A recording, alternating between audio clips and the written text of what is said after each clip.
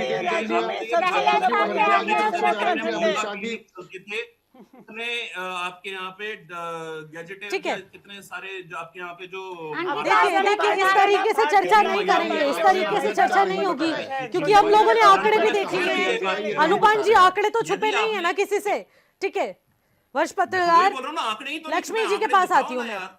लक्ष्मी जी, आंकड़े नहीं है, लक्ष्मी आंकड़े जी, नहीं है क्या तो आंकड़े लगता है कहाँ कि अभी जाएंगे? तक जो 5 सालों में बजट बढ़ा है, प्रतिशत आशीष बढ़ा जी, है, आप तो योजना अब 30% योजनाओं का नाम लिया, की आपको छलांग बताइए मारने योजना। जा रहे हैं, अब मैं क्या क्या अभी करूं? भी सुरक्षा सुनिश्चित हो पाएगी?